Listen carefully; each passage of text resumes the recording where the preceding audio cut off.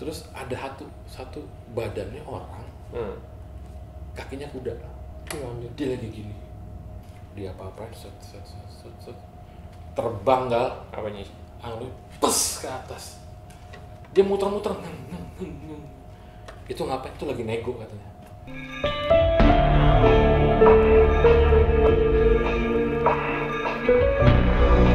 Ceritanya Seram di konten terbaru kita. masih lanjut. Masih lanjut. Kita banyak yang kita keluarkan unek-unek, bukan cerita-cerita yang kita tahu kita share sekarang. Yoi. Mumpung kita ketemu ya, karena kita ketemunya jarang-jarang ini. Iya, bisa 1 abad sekali. Jadi lamanya. Oke, yang video kemarin itu kita sempat ngebahas tentang pesugihan ya. Iya, pesugihan. Nah, itu gue juga punya beberapa cerita. Kebetulan ya gue juga pernah ngalamin dan gue juga tahu ada beberapa teman gue yang ngomong juga masalah pesugihan kayak begitu. Itu biasanya tuh ngambil di beberapa gunung di tengah Jawa ada. Pesugihan? Iya. Ngambil tuh maksudnya gimana ngambil? Beli. Oh, bokul gituan. Beli. Ya. Terus dijual belikan ya. Nah, di sana juga katanya ada yang namanya kayak ngalah berkah gitu, Gal.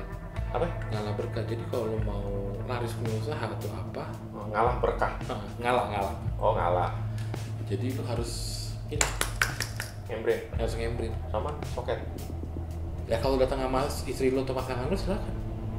Tapi kalau nggak ada, disediain di sana. Wah, itu cewek beneran? Beneran. Kalau misalkan yang mau usaha cewek, dia dong. Iya. Gimana? Iya, ada. Serius. Salah satu gunung di Pulau Jawa. Wah, relawannya enak dong tuh gue. Tapi kebanyakan laki-laki ke sono. Oh iya. Nah, di sono kan ada yang bilang kamar, jadi tiap ada warung-warung gitu di sekitar tempat itu tuh dia nyaman kamar juga. Jadi kamarnya bisa ada yang gocap 100 pego sampai 200 udah sama ceweknya. Lo paketan? Gue nggak tahu deh, tapi tuh gue sempet, teman-teman mungkin sempat googling aja cuma teman-teman masalah pesugihan gitu yang pakai berhubungan badan dulu tuh ada kok. Nah, di situ yang kalau main gue sambungin lagi ke cerita tentang pesugihan, itu biasa malu-malu yang aneh-aneh tuh. Gue punya cerita waktu gue zaman kuliah gue tahun 2007 lah ya, 2007. Anjir, ketahuan dong ngomong lo ntar. Lanjut. Jadi gue di situ lagi ada tugas kuliah gue salah satunya itu membuat video profile. Jadi gue syuting di Jogja waktu itu. Lo kuliah di Jogja? Iya. Syuting dan gue pakai kamera, ya lu mungkin tahu kamera Panasonic MD10.000. Tahu, MD Ceban. Sekarang jadi digantung-gantungin Pasar Baru. Pakai kaset ya? Iya, pakai kaset. Itu TV. Kampus punya teman, kamera punya kampus gue. Terus kasetnya teman gue yang nyediain. Akhirnya kita syuting bikin gituan. Jangan lupa beli CC cleaner. Iya, CC cleaner buat biar headnya nggak rusak. Iya, lanjut. Jadi pas lagi itu syuting udah bikin kan profilan tentang rumah makan, syuting rumah makan lah, tapi ada establish sunrise kita pengen ngambil. Yang ciri khas Jogja banget mana? Merapi kan. Oke lah, kita ngambil gambar Merapi.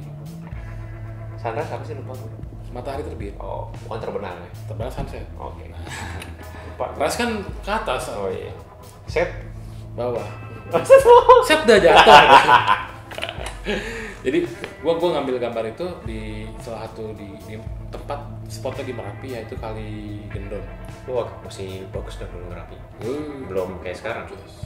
Maksudnya belum banyak dijamah kan. Kalau sekarang kan udah banyak ini. Iya, tapi dulu ya lumayan sih. Belum terlalu ramai. Yang waktu itu kan gua sama temen gue, jadi tim gue berdelapan. Akhirnya gue 4 orang disuruh berangkat nih. Buat ngambil gambar itu. Ngambil gambar sama survei. Jadi gue survei dulu. Habis tugasnya bagi tugas. Gue berangkat. Nah, ada teman gue nih. Teman gue mungkin ada yang lihat, ntar gue share ke dia deh. Gue, Theo, Reta, sama Memet. Memet tuh namanya nama asli siapa ya? Pokoknya agak-agak gini dia. Jadi agak-agak kemayu lah. Kita berempat berangkat. Naik mobil sedan Honda LX tau gak? Honda LX yang pendek lebar. Mobil lama tuh. Kayak Royal Salon ya tuh. Cuma pertama berangkat ke Kaliurang tuh. Karena posisinya kita berangkat malam, jadi kita tadinya mau berangkatnya agak pagi. Cuman kan dari Jogjanya itu kan, buat yang belum tahu Jogja tuh, dari kota Jogja ke Kaliurang tuh ke Merapi tuh ada kali sekitar 20 kiloan lah, 20 sampai 30 kilo. Dekat lah, sejam. Cuma nanjak kan. Dan kondisinya Jogja lagi rame. Jadi bukan rame, lagi rame ini. Apa? Waktu itu gue lupa deh. Satu temen gue, pokoknya dia baru bisa keluar jam 9 malam. Oh dia kerja, si Reta tuh kerja. Jadi kita jam 9 malam dia sebagian dia. Berangkat lagi jam 9 malam. Niatnya kita mau ke sana tuh sunrise. Pas jam 5-an lah ya. Jadi berangkat dari kosan jam 4. Tadi mau gitu, cuman jadi kita daripada garing udah berangkat tuh sekarang yuk ambil nongkrong. Jam berapa tuh? Jam 10 malam. Bullshit. Nah kita nongkrong di sana, kalau di teman-teman di Jogja mungkin tahu di Kalaurang tuh ada namanya warung pocinan. Yang tahu gue. Yang teh poci itu ya. Iya. Gue nongkrong di sana. Dan nongkrong udah lumayan sepi. Tapi ada beberapa kelompok orang-orang juga pada nongkrong sana. Gue ketemu salah satu kameramen di televisi swasta lah. Gue cerita gue lagi mahasiswa begini dan dia nyaranin M10.000 udah keren, gini-gini dia ngasih tahu kan. Dia kameramen action. Jadi dia udah lagi nongkrong habis syuting katanya. Habis syuting juga. Akhirnya gue ngobrol-ngobrol ya, hati-hati deh, soalnya deh jangan gitu, ya siap mas. Dia balik, gue ngobrol-ngobrol, teman gue si Theo ini gak tahu kenapa berangkat yuk. Maksudnya kan ke arah lokasi yang buat sunrise berangkat. Jam berapa tuh? Jam 12 malam, jam 12:30 gue bilang, lu gila lu. Ngapain ya kan? Ngapain? Pengen gak apa-apa, pengen tahu aja jalan, jadi besok gak usah nyasar. Jadi besok pas sunrise dapet pas kesononya jalan lagi kan? Jalan lagi. Mobilnya berhenti kan? Jadi pas kita nggak usah jalan lagi. Udah tahu jalan ke sono. Pas dapet sunrise-nya, gue sempat nolak tuh.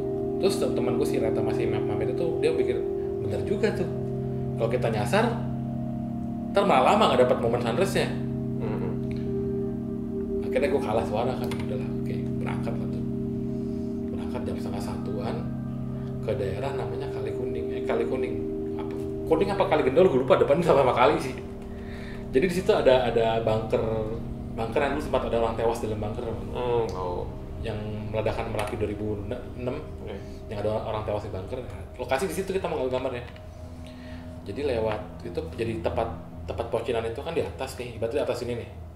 Kita turun dulu, belok sini. Kadang kebalik di Kali Kuning sama Kali Gendol, gue lupa deh. Mungkin teman-teman bisa revisi di situ ya. Lewatin jembatan dulu, pokoknya jembatan itu agak tinggi gal. Kalinya tuh benar-benar kayak jurang, itu benar-benar aliran lahar. Tengah malam lewat sono, bayangin.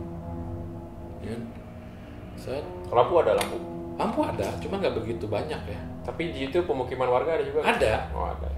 Bahkan ada villa sama hotel-hotel melati banyak lah.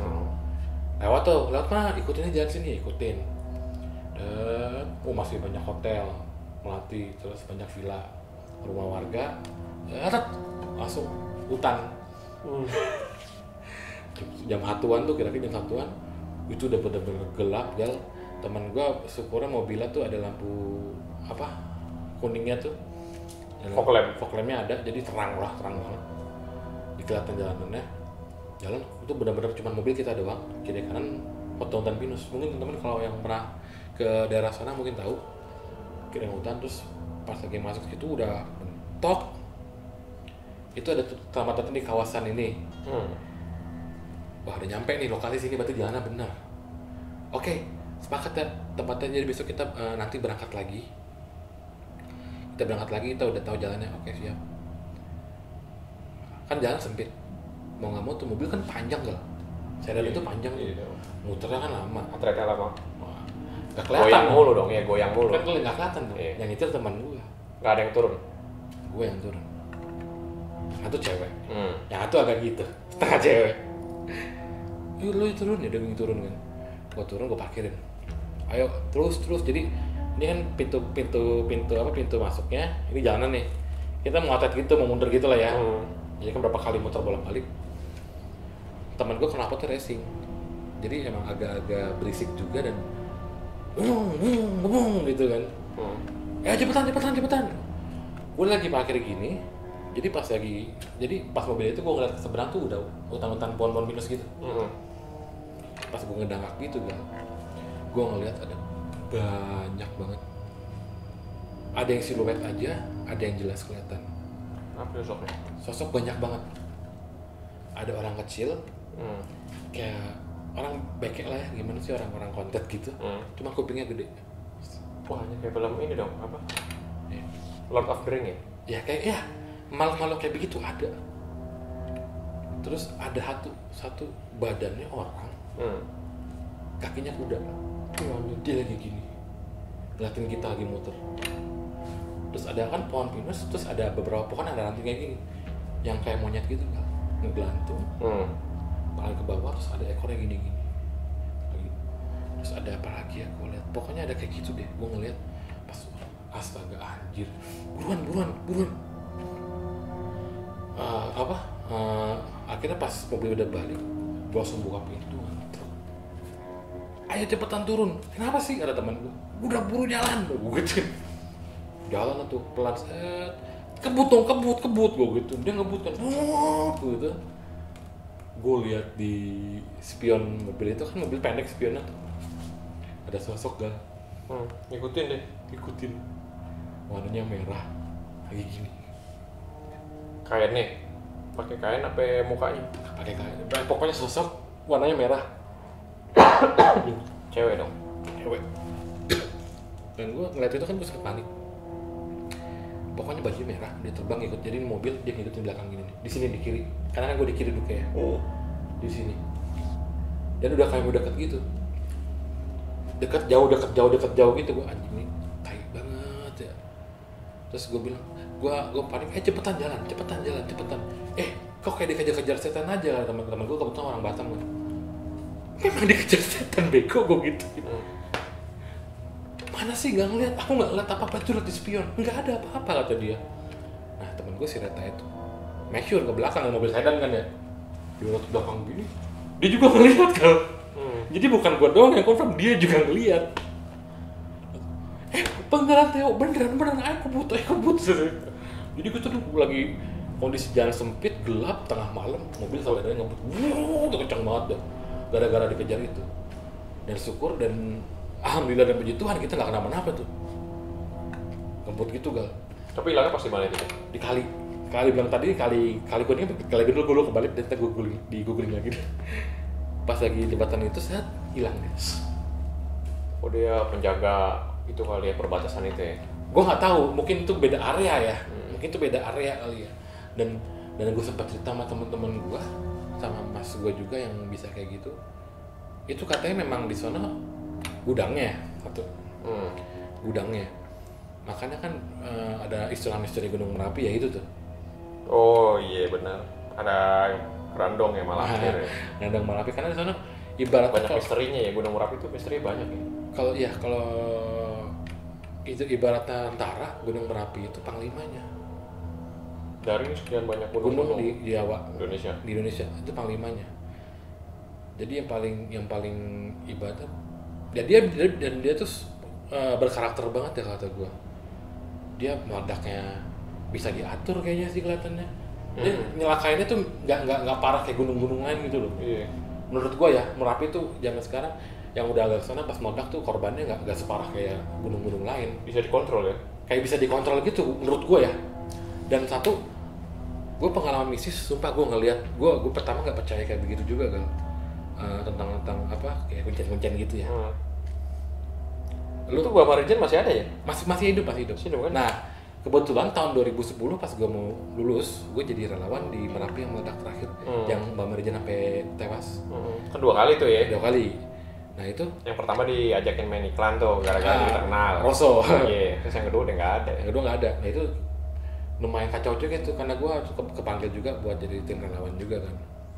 Jadi waktu itu gue di daerah Desa Dukun, namanya juga Desa Dukun ya, cari Desa Dukun ada di daerah Muntilan. Itu gue lewat Lasono, jadi apa ya kayak ibaratnya kuncin-kuncin lagi nego sama Merapi lagi nego, jangan meledak dulu. Iya. Jangan meledak dulu. Itu gue lihat desa apa namanya? Apanya? Desa apa namanya? Desa Dukun, daerah Muntilan. Lu tau anglo nggak lu? Tahu anglo. Anglo yang buat bakar. Itu di atasnya dikasih daun pisang terus ada sajen-sajen gitu kan. Anglo kasih tahu dong apaan kan? Anglo tuh kalau yang buat kompor yang isinya arang tuh kan.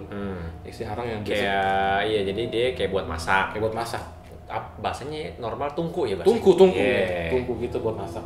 Tungku mah tempatnya dong. Ini yang buat bakarnya, yang jadi kompornya istilahnya. Nah, iya. Bentuknya kompor tapi nggak ada bahan bakarnya, bahan bakarnya kayu. areng. Nah. Ya itu kan bawa areng atas daun pisang sama sejenisnya itu. Gue ngeliat sendiri dengan mata kepala gue sendiri. Itu lagi ngumpul kan orang-orang itulah ya, orang-orang relawan gitu lagi ngumpul. Ada paranormal gitu. Dia apa-apain set. Terbang gal Apanya? angin pes ke atas. Dia muter-muter. Itu ngapain? Itu lagi nego katanya. Lagi nego jangan meledak dulu dong, masih banyak warga belum turun gitu loh. Saking makanya gue bilang tadi Merapi kayaknya bisa diatur nih meledaknya. Karena dia ya sekali meledak mungkin korbannya lumayan banyak dan tapi yang gue lihat sih ada sisi spiritual dari kayak hidup, dia tuh benar-benar kayak hidup, tau gak lu? Merapi ya? Bisa diajak ngobrol gitu. Jangan dulu. Makanya salah satu keunikan Gunung Merapi mungkin teman-teman juga tahu nih, makanya ada namanya pasar setan di sana. Iya. Gue seumur umur belum pernah naik Merapi karena kenapa? 3 kali gue mau naik nggak boleh terus sama almarhum Mbak Marijan itu. Gue nggak tahu kenapa. Jadi kalau mau naik sama teman-teman kampus gue kalau mau nongkrong itu dia tanya wetonnya. Oh iya betul. Kalau orang Jawa harus lihat weton. Kamu Jawa kan? Iya Pak. Ya, kamu pakai bahasa kamu Jawa ya? Iya. Weton kamu apa? Gue bilang. Wah, udah jangan naik di sini aja. Teman-temannya boleh. Gue nggak tahu kenapa kan, tapi gue selalu ngikutin. Dan gue sempat beberapa kali ketemu dengan sosok almarhum Mbak Marijan ya, orangnya asik. Ya kisah gue ya, pengalaman gue waktu gue di Jogja ya itu misisnya. Itu kayak apa, sosok merah itu kalau cewek itu kenapa kalau kuntilanak warnanya merah ya? Itu ada tahapannya gal. Katanya merah paling parah. Dia nggak ganti. Dia di sononya punya ini kali ya, stok baju nggak punya? Enggak. Kalau di katanya putih itu masih ibaratnya masih perih lah, masih biasa-biasa aja. Tapi kalau merah udah tingkatan iblis katanya. Itu lebih kacau itu. Kalau udah tingkatan iblis tuh kacau katanya. Dan dia nggak tahu Penguasa berarti. Bukan penguasa, apa ya? Dia punya kekuatan atau auranya bahkan bisa ngebunuh orang katanya gitu. Orang. Katanya bisa ngecelakain Kalau orang. kuntilanak cuma tongkat-tongkatin doang ya. Katanya begitu. Cuma lewat shot gitu doang ya. Itu bisa dibilang kan dia ada yang bilang nempel di sosok apa, nempel di sosok apa. Iya. Yang sepengetahuan gue pernah gue lihat juga seperti itu, yang warna merah itu karena teman kata saudara gue juga bagus, gak kenapa-napa kamu. Karena yang merah tuh kadang-kadang ubah agak-agak gitu deh. Usirnya nyelakain orang ya. Iya, ya maksud gue kalau dari kisah gue ini gue ngambil kesimpulan ya, kalau kita makan sesuatu stick to the plan aja. Stick to the plan, maksud gue kalau memang kita mau berangkat jam segitu, kalau kita belum tahu ya liatin waktu dulu. Iya. Jangan tempat berbahaya, jadi jangan dipaksain. Sesuai timeline lah ya. Timeline ngikutin. Jadi kalau memang harus survei pagi. Iya.